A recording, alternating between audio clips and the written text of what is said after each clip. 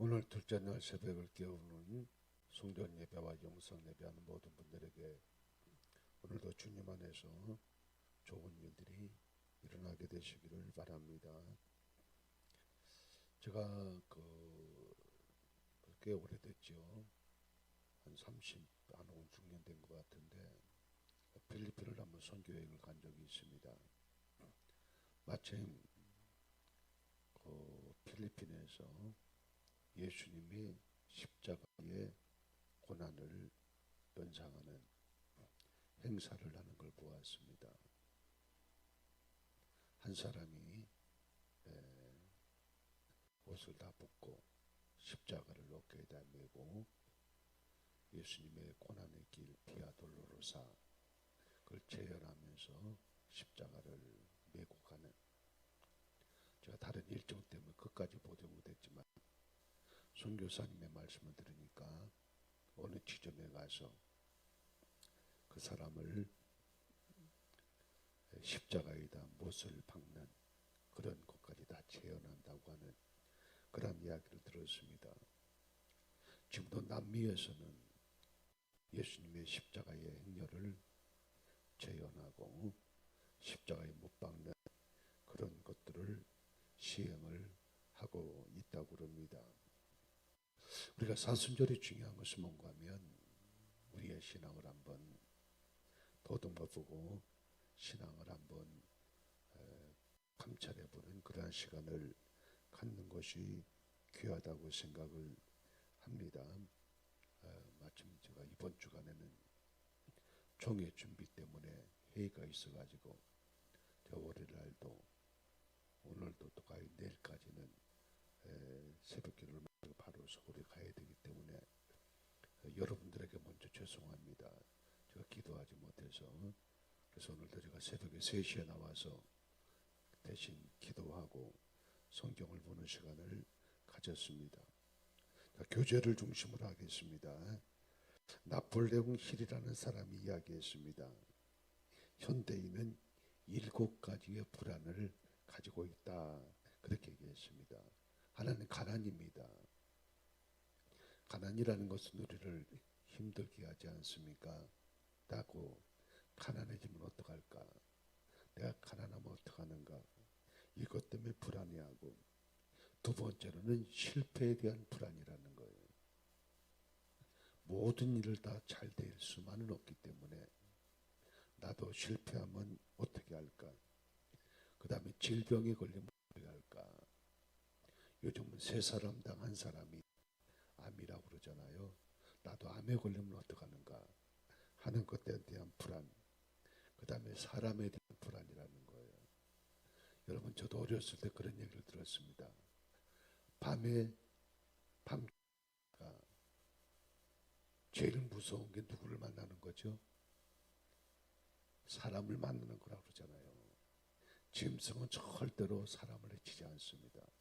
그런데 사람은 사람을 해칩니다.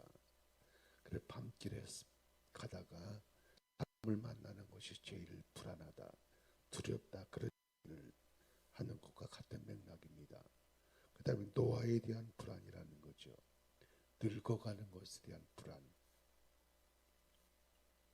여러분, 나이가 들면 늙게 되고, 늙게 되면 머리가 해지고, 늙으면 얼굴에 주름이 생기게 되어 있습니다. 이것은 자연현상이고 하나님의 질서입니다. 그런데 그 주름을 피려고 하고 주름을 짚히지 않게 하려고 그러고, 이런 것들도 다 불안에 대한 반응이라는 거죠. 그 다음에 자유에 대한 불안이라는 거죠. 여러분, 우리가 지금 너무 행복한 세상, 너무 살기 좋은 세상을 살아가고 있습니다. 그 다음에 죽음에 대한 불안이죠. 모든 인류가 다 겪는 불안입니다.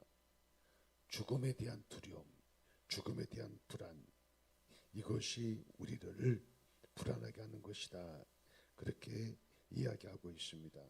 그런데 그리스도인들에게 불안이 있다면 자기 믿음을 점검해 봐야 한다는 것입니다. 여러분, 왜 불안이 옵니까? 자, 시편 38편 3절입니다. 다 같이 시작. 주의 진노로 인하여 내 살에 성한 곳이 없사오며 나의 죄로 인하여 내 뼈에 평안함이 없나이다. 아멘. 왜 불안이 옵니까? 왜 평안이 없습니까? 왜 기쁨이 없습니까? 오늘 성경은 말씀합니다. 나의 죄로 인하여 그렇게 말하고 있어요. 이 죄라는 것이 우리의 기쁨 빼앗아갑니다. 평안을 빼앗아갑니다. 이 기쁨이란 여러분 죄라는 것이 우리를 불안하게 만들고 두렵게 만드는 것입니다.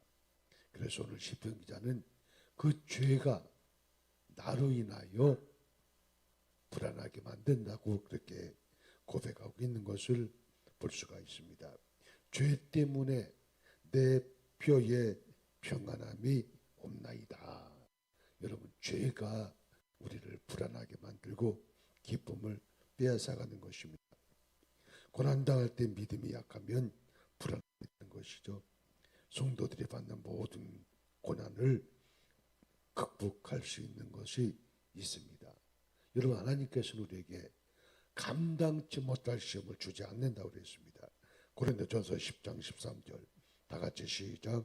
사람이 감당할 시험 밖에는 너희에게 당할 것이 없나니 오직 하나님은 미쁘사 너희가 감당치 못할 시험 당함을 허락지 아니하시고 시험 당할 즈음에 또한 피할 길을 내사 너희로 능히 감당하게 하시느니라. 아멘. 아멘입니까?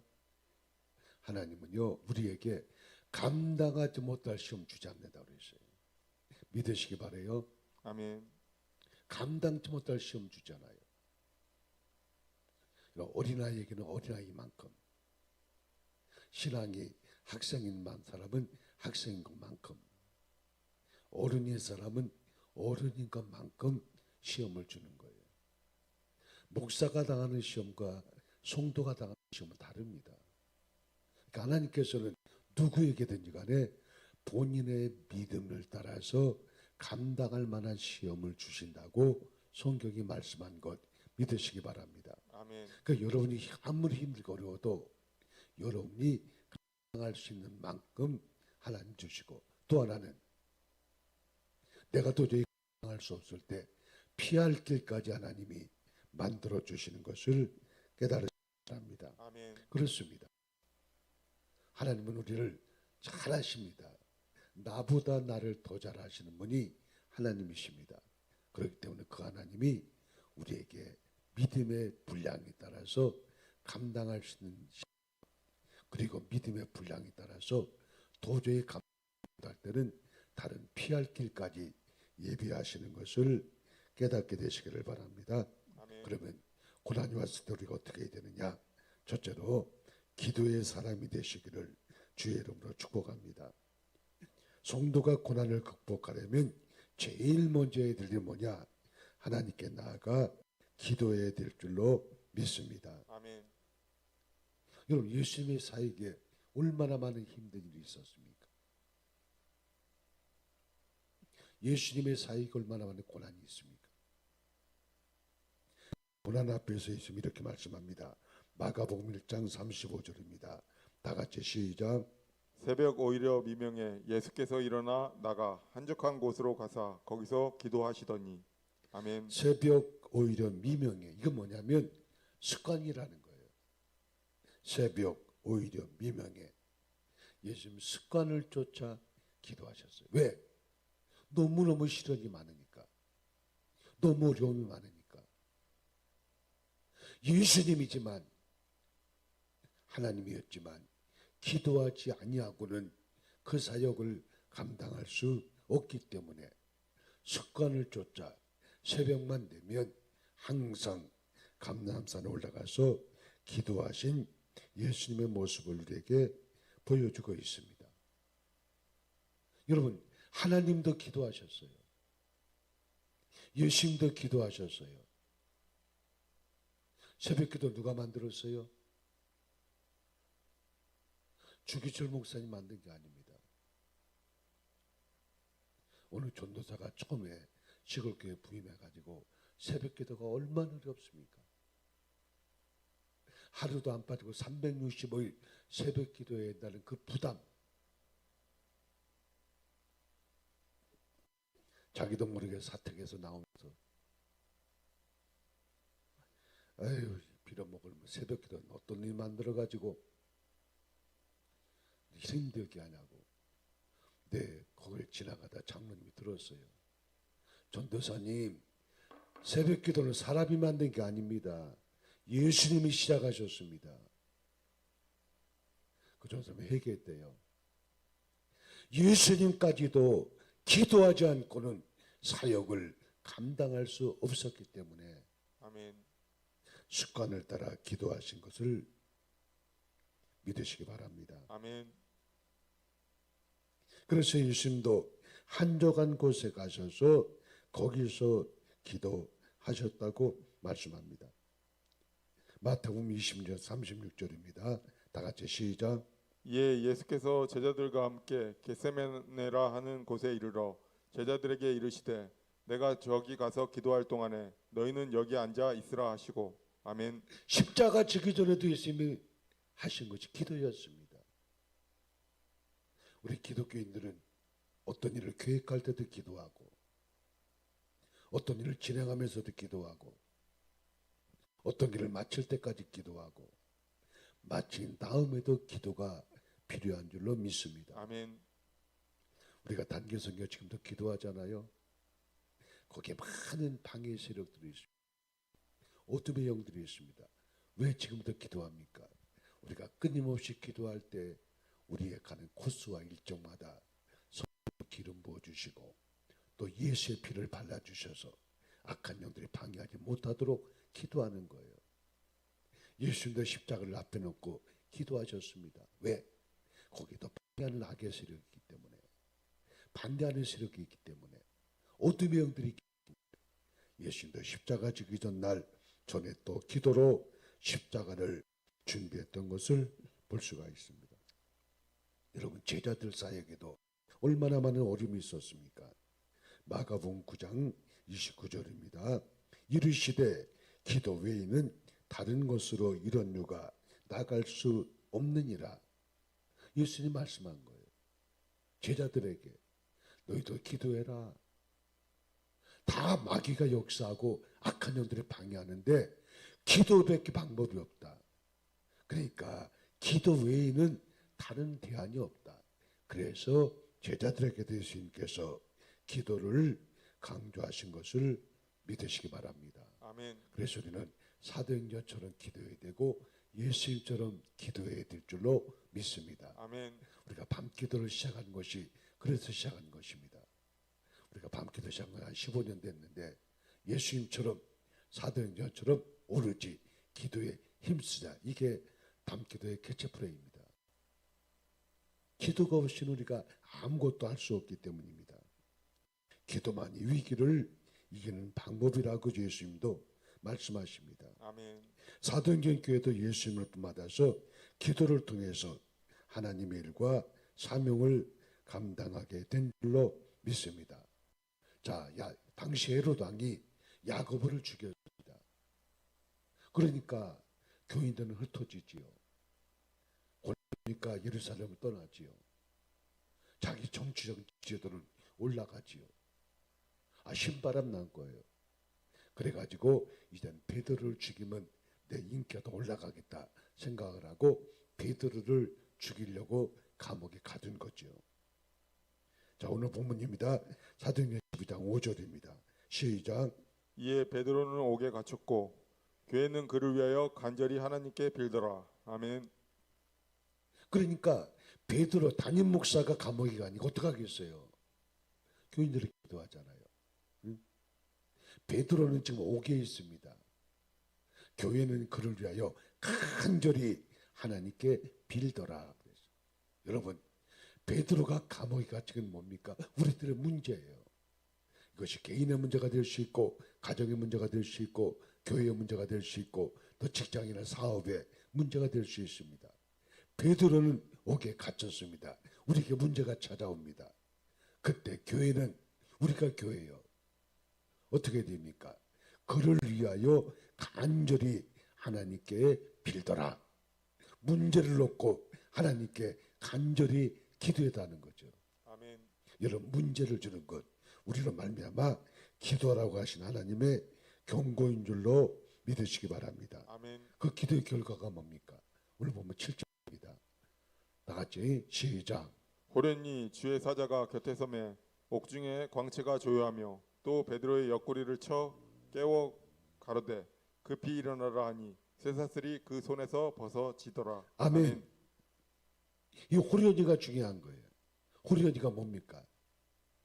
어느 날 갑자기 사도행전 2장에 성령이 역사할 때도 호련히 불의 여 같은 것이 갈라지는 것이 각 사람 위에 임하여 있더니 그랬어요.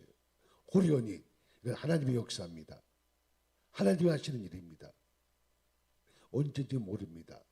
어떤 것인지 모릅니다. 어느 때인지 모릅니다.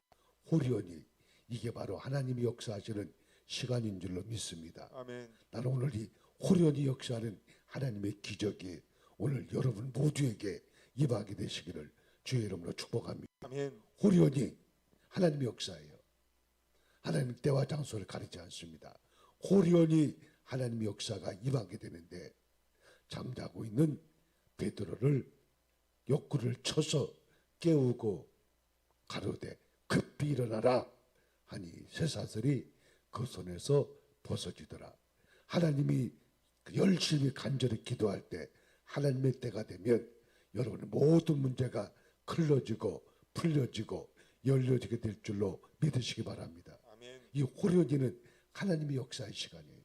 그러니까 우리가 할 것은 뭐냐? 기도하는 겁니다. 그러면 때와 기한은 하나님이 아시는 겁니다. 호련히 우리의 가정에 찾아오셔서 우리 개인에게 찾아오셔서 우리 교회에 찾아오셔서 이 민족 가운데 찾아오셔서 하나님 반드시 역사할 줄로 믿으시기 바랍니다.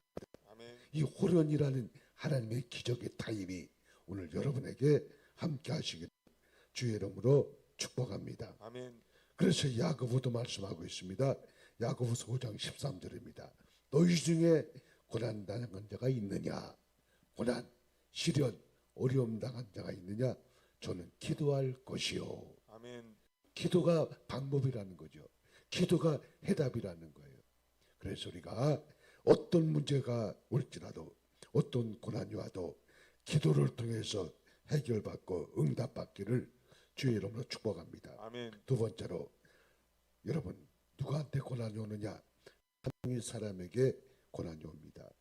예수님은 고난을 당할 때마다 하나님의 나라를 꿈꾸고 그 꿈을 위한 사명을 다함을 잊지 않았습니다. 마가복음 14장 36절입니다. 다 같이 시작. 가라사대 아바 아버지여 아버지께는 모든 것이 가능하오니 이 잔을 내게서 옮기시옵소서. 그러나 나의 원대로 마옵시고 아버지의 원대로 하옵소서 하시고. 아멘. 예수님의 십자가의 고난은 사명이었습니다.